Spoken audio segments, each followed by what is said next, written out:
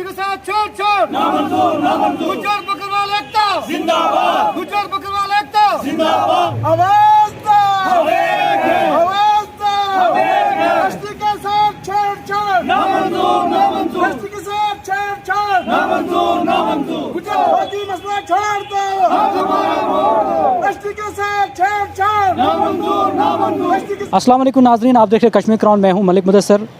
अगर देखा जाएगा तो शेड्यूल ट्राइब का जो रिजर्वेशन कोटा था, इसमें जो वीकर जो सेक्शंस की अगर हम बात करेंगे, अमित शाह जब रजौरी पहुंचे तो उनका यही स्टेटमेंट था कि पहाड़ी को एक स्पेशल स्टेटस दिया जाएगा। तो आज अगर हम बात करेंगे गुज्जर कम्युनिटी कुपवाड़ा से लेकर जो पीसफुल एक प्रोटेस्ट जो आज जो उन्होंने शुरू किया है, आज अगर हम सब डिवीज़न बानीहाल की बात करेंगे तो इनका मांग यही है कि जो हमारा जो रिजर्वेशन है इसमें कोई छेड़खानी नहीं होनी चाहिए और इसमें जो पहाड़ी लोगों को इंक्लूड नहीं किया जाएगा। इसी हवाले से हम आज इनसे बात करने की कोशिश करेंगे। हमारे साथ जो गुज्जर कम्युनिटी के एक रहनुमा है, लीडर है, उनसे जानने की कोशिश करेंगे आखिर आज ऐसा देखने को क्यों मिला कि एक गुज्जर कम्युनिटी को, अगर हम डिस्ट्रिक्ट रामबन की बात करेंगे तो हर तरीके से यहाँ पे दबाया जाता है गुज्जर कम्युनिटी को। लिटरेसी की अगर हम बात करेंगे तो सबसे ज़्यादा जो गुज्जर तबके से यहाँ के लोग हैं और ये बहुत लिटरेसी रेट उनका कम है। उनकी स्कूलिंग या हेल्थ की रिलेटेड से ऐसा नहीं देखा जाए। तो आज यहाँ पे आप पूछे और यहाँ पे आपने प्रोटेस्ट भी किया एक पीसफुली, और जो रिजर्वेशन आपका है इसमें जो पहाड़ी को इंक्लूड नहीं किया जाए, इस पर क्या इम्पैक्ट पड़ेगा आपका? इसका ये इम्पैक्ट है कि हमारी रिजर्वेशन जो है पहले ही कम है, क्योंकि रियासत जम्मू कश्मीर की तीसरी बड़ी आबादी गुज्जर है। तो अगर इसमें किसी और कौम को भी घुसाया गया तो उससे हमारा नुकसान हो जाएगा, क्योंकि जिन लोगों को ये हमारे साथ घुसा रहे हैं वो हमसे काफ़ी आगे हैं, माशी लिहाज से भी, तालीमी लिहाज से भी। आपको पता है कि हम माशी लिहाज से भी कमज़ोर हैं, तालीमी लिहाज से भी कमज़ोर हैं, और सियासत की मार भी बनहाल में बहुत पड़ी है गुजरों को। आप देख रहे हैं कि गुजर इलाकों में अभी तक पहले तो कहीं स्कूल नहीं, अगर स्कूल है तो वहाँ टीचर ही नहीं है, 2 टीचर हैं जहाँ 200 बच्चे। फिर कहीं सड़कें नहीं हैं, कहीं पे बिजली नहीं है, कहीं पे पानी नहीं है। तो अगर आज पहाड़ियों को भी या किसी और को इसमें घुसाया गया, उसी जो हमारा कोटा है, तो फिर हमारा नुकसान ही है। तो पॉलिटिकल रिजर्वेशन की अगर बात करेंगे तो आपको भी एक पॉलिटिकल रिजर्वेशन दिया गया था, तो इस पे आपका क्या कहना है? देखो, हमें पॉलिटिकल रिजर्वेशन दी गई जिससे हमें एक आस पैदा हुई थी कि अब हमें कुछ और रिजर्वेशनें भी मिलेंगी। पॉलिटिकल रिजर्वेशन दी गई, चलो उन्हीं कॉन्स्टिट्यूंसियों को इन्होंने रिज़र्व किया जहाँ से पहले भी गुज्जर एमएलए जीत के आते थे। तो हम चाहते थे कि बाकी वाली कॉन्स्टिट्यूंसियाँ जो हैं उनको रिज़र्व किया जाए, जहाँ गुज्जरों की 30 या 35% आबादी है या 25% आबादी है, लेकिन वो नहीं किया। इन्होंने वही किया जहाँ पे 70 या 80% गुज्जर आबादी थी, उनको ही रिज़र्व किया गया। तो उसके रिज़र्व करने के बाद हमें एक आस मिली थी कि हमें काफ़ी और आगे रिज़र्वेशन मिले, लेकिन उस रिज़र्वेशन ना मिल वो तो वहीं रहा।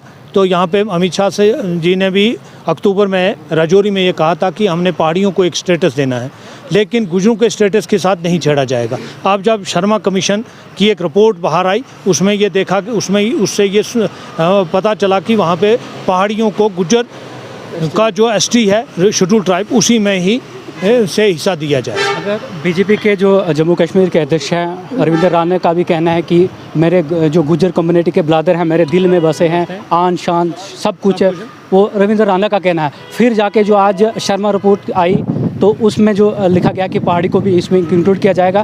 तो ये क्या कहना चाहोगे कि रविंद्र राणा हमेशा अक्सर ये कहा जाए कि मेरे भाई मेरे जो हैं गुज्जर कम्युनिटी के हैं और इनको मैं फर्स्ट प्रायोरिटी दूंगा और पॉलिटिकल रिजर्वेशन भी दूंगा, हर चीज़ और हर फील्ड में इनको मैं आगे प्रमोट करूंगा। तो ये ऐसा नहीं देखने को मिला। आज तक हमें ऐसा लगता था कि शायद रविंद्र रैना साहब को बहुत हमदर्दी है हमारे गुज्जरों के साथ, क्योंकि वो हमारी ज़बान भी बोलते थे और बोलते थे हमारे भाई हैं, हमारा भाई हैं, हाँ इन्ना कोठा भी दूँगा, मकान भी दूँगा, बिजली भी दूँगा, पानी भी दूँगा, नौकरी भी दूँगा। आज तक हमें उम्मीद थी, लेकिन आज जब ये घुसाया गया तो आज हमें यही पता चला कि वो सिर्फ ज़बानी खर्च था, हमारे साथ धोखा।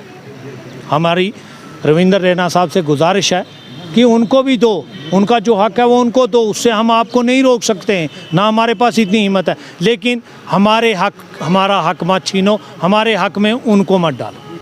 हाल ही में गुज्जर कम्युनिटी का भी एक MP जो राज्यसभा में इलेक्ट किया गया, तो इस पे क्या कहना है?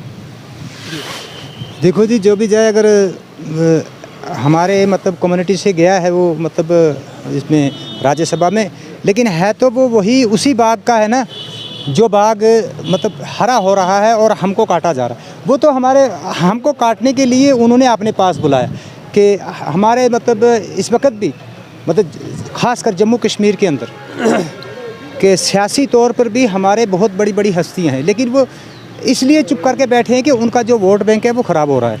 लेकिन वो उनको अपने वोट बैंक की फ़िक्र है और हमें आने वाली नस्ल की फ़िक्र है। हमने अपने आने वाली नस्ल को बचाना है। इस वक्त हमें इस जो एसटी जो हमारा 10% कोटा था, इसमें हमें कई सहूलियात मिलती थी।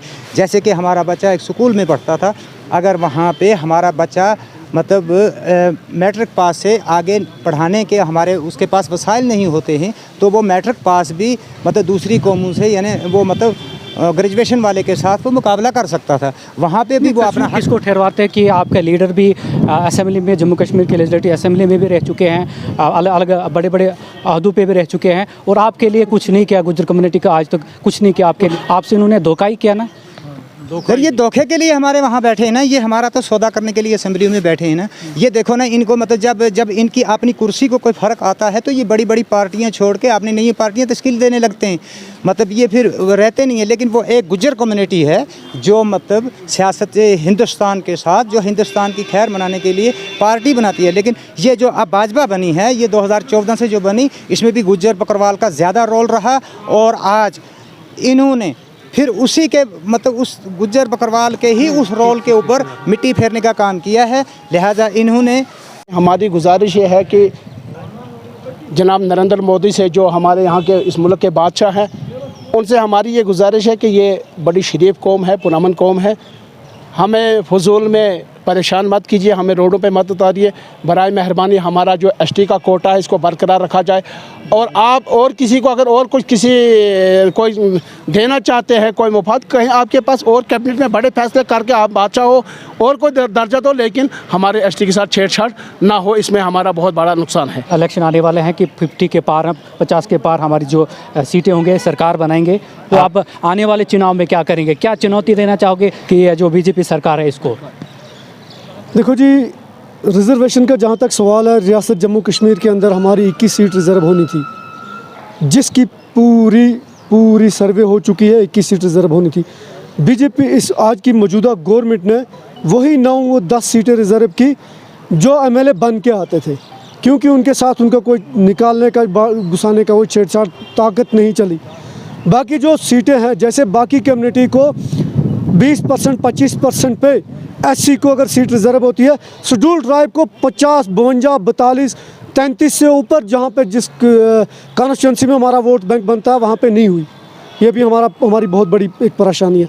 सबसे ज़्यादा हमारी परेशानी ये है, अगर शेड्यूल ट्राइब स्टेटस किसी कम्युनिटी को देना है, किसी और नाम से दे, शेड्यूल ट्राइब स्टेटस में से किसी भी कम्युनिटी को शेड्यूल ट्राइब स्टेटस के अंदर ना दाखिल किया जाए और किसी और नाम से दिया जाए। और सरकार से, देवेंद्र राणा जी से, नरेंद्र भाई मोदी जी से पुरजोर गुजारिश करना चाहता हूँ कि वफा के वास्ते देखो, कांग्रेस आज रोती है, बीजेपी सरकार वफा के वास्ते देखो, कांग्रेस आज रोती है। मत छेड़ इस गरीब कौम को, ये तेरे लिए एक इक़्तिदार, एक नाजुक चीज़ होती है। ये चैलेंज है मेरा। बारिश हो या बर्फ, आंधी हो या तूफान, अब पावर बैकअप के लिए नहीं होना परेशान। हनीफ मोटर्स के पास आए हैं एलिमैक्स पावर बैकअप जनरेटर्स। खरीदने के लिए विजिट करें Hanif Motors, MA road, Srinagar, या डायल करें 6006750045 या 9419011444।